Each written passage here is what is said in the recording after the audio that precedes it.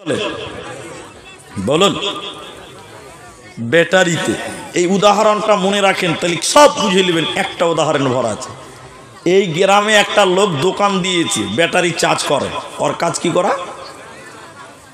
12টা battery দোকানের বারান্দাতে লাগিয়ে রেখেছে, চার্জ করছে। সন্ধ্যাবেলা যার ব্যাটারি তাকে দিতে হবে। এখন একটা খ্যাপা বুঝেন তো? এরা খ্যাপাও বুঝে না কিছু ভাই, খ্যাপা বুদ্ধি নেই।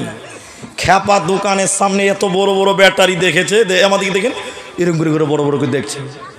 বড় বড় করে দেখে খ্যাপা বলছে দোকানিকে, ও দোকানদার ভাই, এত বড় বড় প্লাস্টিকই কি হয়েছে ভাই? কত খ্যাপা, ব্যাটারিকে প্লাস্টিক বলছে। দোকানদার বলছে, রে খ্যাপা, তোর জেনে লাভ আছে? বলছে না, কি হয়েছে প্লাস্টিকে বলেন। তখন দোকানি বলছে, খ্যাপা, আমার এই প্লাস্টিকগুলোতে কারেন্ট ভরছি রে, টোটো চলবে, লাইট জ্বলবে, ফ্যান চলবে। খ্যাপা মনে মনে বলছে যে প্লাস্টিকেও কারেন্ট ভরা যায়। খ্যাপা এটা বুঝেছে যে প্লাস্টিকেও কারেন্ট ভরা যায়।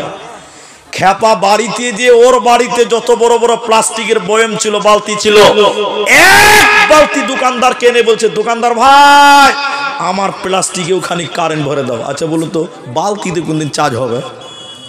এরা কথা বলা হবে? দোকানি বলছে, এই খ্যাপা, তোর প্লাস্টিকের বালতিতে কারেন্ট ঢুকবে না। খ্যাপা তখন এরকম জামা গুটাই চোখে মারবে। এখনি বললি যে প্লাস্টিকে কারেন্ট ঢুকছে আর আমার বেলায় ঢুকবে না, মানে তাড়াতাড়ি শুরু কর। তো দোকানদার ভয়ে থরথর করে কাঁপছে, বুঝতে পারে না, বুঝাতেও পারে না। এটা